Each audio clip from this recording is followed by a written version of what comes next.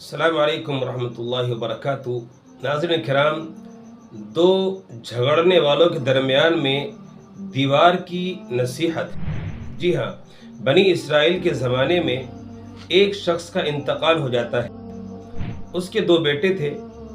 उन दो बेटों में तक़सीम के दौरान दीवार की तक़सीम पर झगड़ा हो गया और झगड़ने की वजह से उन्होंने दीवार से एक आवाज़ सुनी।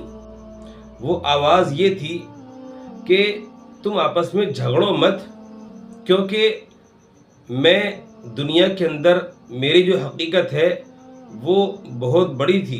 मैं दुनिया में एक मुद्दत तक जो है बड़ा बादशाह और मेरी बड़ी ममलकत थी।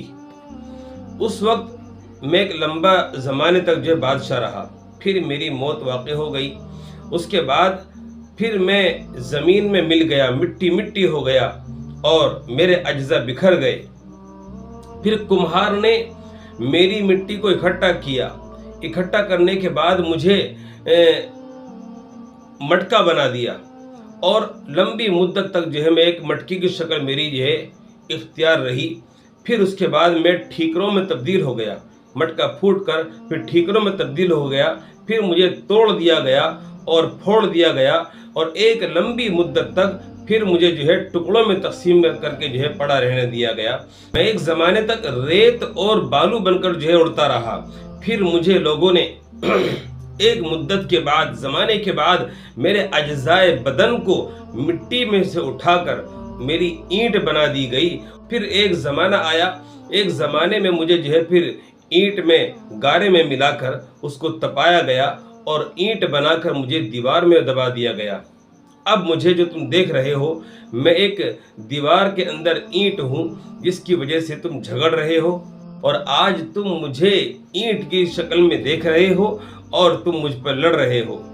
लिहाजा तुम दुनिया की मज़मूम चीज़ पर क्यों झगड़ा करते हो? इसी बात को एक शायर ने क्या खूब कहा है, गुरूर था, नमूद था, हटो बचो की सदाएं थी।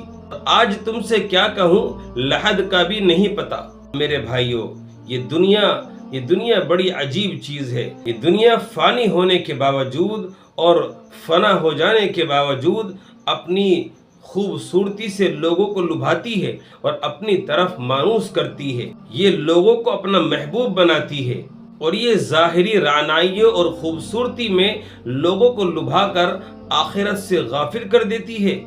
अल्लाह ताला हम मुसलमानों के दिलों में आखिरत की मोहब्बत और दुनिया से बुग़्ज़ नसीब फरमाए। अल्लाह ताला मुसलमानों के दिलों को जिनसी मसर्रात के शौक़ से हम आगोश फरमाए।